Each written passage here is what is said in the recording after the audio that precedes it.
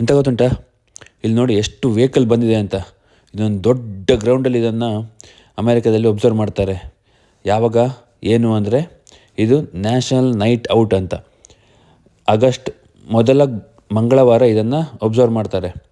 Mainly ಇದರ ಉದ್ದೇಶ ಏನು ಅಂದರೆ ಕಮ್ಯುನಿಟಿ ಲಿವಿಂಗಲ್ಲಿ ಇರುವ ಜನರು ಮತ್ತು ಪೊಲೀಸ್ ಹಾಗೂ ಫೈರ್ ಟ್ರಕ್ ಡಿಪಾರ್ಟ್ಮೆಂಟ್ ಅವರೆಲ್ಲ ಇದ್ದಾರಲ್ಲ, ಇದು 3 ಜನ ಇದು ಸೇರಿ ಅವರ ಬಾಂಧವ್ಯ ಒಬ್ಬರಿಗೊಬ್ಬರು ಜಾಸ್ತಿ ತಿಳ್ಕೋಬೇಕು.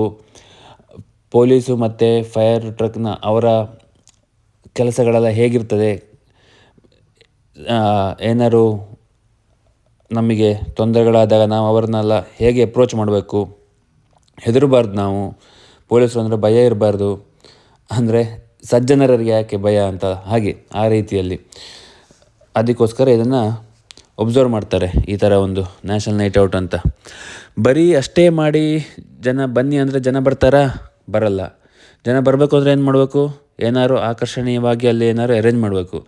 ಮಕ್ಕಳು ಬರಬೇಕು ಅಂದರೆ ನೋಡಿ ಈ ಥರ ಎಲ್ಲ ಮಕ್ಕಳಿಗೋಸ್ಕರ ಜೊತೆಗೆ ದೊಡ್ಡವರಿಗೋಸ್ಕರ ಕೂಡ ಬೇರೆ ಈ ಥರ ಫನ್ ಆ್ಯಕ್ಟಿವಿಟಿ ಗೇಮು.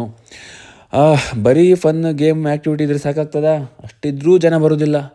ಬಿಟ್ಟಿ ಬೇಕು, ಬಿಟ್ಟಿ ಭಾಗ್ಯ ಎಲ್ಲಿದ್ರೂ ಜನರನ್ನು ಆಕರ್ಷಿಸ್ತದೆ. ಇಲ್ಲೂ ಹಾಗೆ ಇಲ್ಲಿ ಬಂದರೆ ಫ್ರೀ ಫುಡ್ ಅಂತ. ಸೊ ಇಲ್ಲಿ ಬಂದರೆ ಹೊಟ್ಟೆ ತುಂಬ ತಿಂದು ಹೋಗ್ಬೋದು ಅಂತ ಒಂದು ಕಾನ್ಸೆಪ್ಟು ಇದೆ. ನಮಗೆ ಇದೆಲ್ಲ ಗೊತ್ತಿರಲಿಲ್ಲ ಎಷ್ಟರ ಮಟ್ಟಿಗೆ ಇಲ್ಲಿ ಫುಡ್ ಇರ್ತದೆ ಅಂತ. ಮಗಳು ಶಾಲೆಯಲ್ಲೆಲ್ಲ ತುಂಬ ಇದ್ರ ಬಗ್ಗೆ ಎಲ್ಲ ಬೇರೆಯವರೆಲ್ಲ ಹೇಳೋದು ಕೇಳಿ ಅವಳಿಗೂ ಕೂಡ ಗೊತ್ತಾಗಿತ್ತು, ಫ್ರೀ ಫುಡ್ ಸಿಗ್ತದೆ ಅಂತೆ, ತುಂಬ ಸಿಗ್ತದೆ ಅಂತೆ ಅಂತ. ಹಾಗಾಗಿ ನಾವು ಕೂಡ ಒಂದು ದೊಡ್ಡ ಬ್ಯಾಗ್ ತೊಗೊಂಡು ಹೋಗಿದ್ವಿ ಇಲ್ಲಿಗೆ. ನೋಡಿದರೆ ಹೌದು, ಜ್ಯೂಸು, ಪಾಪ್ಕಾರ್ನು, ಪೆಪ್ಸಿ, ಲಾಲಿ ಅಂತ ಇತ್ತಲ್ಲ ನಾವು ಸಣ್ಣ ಇರ್ಬೇಕಾದ್ರೆ, ಇವುಗಳು ಇರ್ತದೆ. ಸೊ ಅದು ಇತ್ತು. Variety of cold drinks, variety of water, ಬೇರೆ ಬೇರೆ ರೀತಿಯ ವಾಟರ್ಗಳು, ನೀರು, ಆಲ್ಕೇಲ್ ವಾಟರ್ ಅಂತೆ, ಮತ್ತೊಂದಂತೆ, ಇನ್ನೊಂದಂತೆ, ಏನೇನೋ ಒಟ್ಟು. ಮತ್ತು ಸ್ಮಾರ್ಟ್ ವಾಟರ್ ಅಂತೆ ಇದೊಂದು. ಏನು ಸ್ಮಾರ್ಟ್ ಆಗ್ತೀವೋ ಗೊತ್ತಿಲ್ಲ. ಇದೆಲ್ಲ ಒಂದು ರೀತಿಯ ಜಾಹೀರಾತು ಕೂಡ ಅವರಿಗೆ. ಈಗ ಅವರಿಗೆ ಇಲ್ಲಿ ಫ್ರೀಯಾಗಿ ಕೊಡೋದವ್ರು ಎಷ್ಟು ಬೇಕೋ ಅಷ್ಟು ಕೊಡ್ತಾರೆ. ಚಪ್ಪರ ಸೂರ್ಯ ಅಂತೆಲ್ಲ ಒಂದು ಇದೆಯಲ್ಲ ನಮ್ಮಲ್ಲೆಲ್ಲ ಕೇಳಿ ಗೊತ್ತಲ್ಲ, ಅದೇ ಥರ ಇದು ಒಂದು ಅಪಾರ್ಟ್ಮೆಂಟು ಮನೆ ಮಾರುವವರು ಅಂದರೆ ಡೆವಲಪರ್ಸ್ ಇರ್ತಾರಲ್ಲ ಅವ್ರದ್ದು ಇದು ಎಲ್ಲ ಅಡ್ವರ್ಟೈಸ್ಮೆಂಟು. ಸೊ ಅವರು ಏನೋ ಒಂದು ಫ್ರೀ ಆರ್ಟಿಕಲ್ಸ್ ಎಲ್ಲ ಅಲ್ಲಿ ಕೊಟ್ಟು ಜನರನ್ನು ಆಕರ್ಷಿಸಿ ಅವರ ಒಟ್ಟು ಬಿಸ್ನೆಸ್ ಅವರು ಮಾಡ್ತಾರೆ. ಸೊ ಇದು ಎಲ್ಲ ಕಡೆಯಿಂದನೂ ಬರ್ತಾರೆ. ಸೊ ಗೌರ್ಮೆಂಟ್ ಸೈಡಿಂದನೂ ಬರ್ತಾರೆ ಅವೇರ್ನೆಸ್ಸಿಗೆ, ಜೊತೆಗೆ ಈ ಥರ ಬಿಸ್ನೆಸ್ ನಡೆಸುವವರು ಕೂಡ ಬಂದು ಅವರ ಬಿಸ್ನೆಸ್ ಪ್ರಮೋಟ್ ಮಾಡ್ತಾರೆ. ನಾವು ಒಂದು ನಾಮ ಹಾಕ್ಸ್ಕೊಂಡ್ವಿ ಇಲ್ಲಿ. ಮತ್ತು ಅದೇ ಫೈರ್ ಟ್ರಕ್ಕು ಇದೆಲ್ಲ ನೋಡ್ಲಿಕ್ಕೆ ಸಿಗ್ತದೆ. ಪೊಲೀಸ್ನವರು ಮತ್ತು ಆರ್ಮಿಯವರು ಅವರ ಜೀಪು, ಅವರ ವೆಹಿಕಲ್ಸು, ಫೈರ್ ಟ್ರಕ್ಕು ಹತ್ತಿರದಿಂದ ಎಕ್ಸ್ಪೀರಿಯೆನ್ಸ್ ಮಾಡ್ಬೋದು. ಒಳಗೆ ಹೋಗಿ ಕೂತ್ಕೋಬೋದು, ಇಂಟ್ರ್ಯಾಕ್ಟ್ ಮಾಡ್ಬೋದು.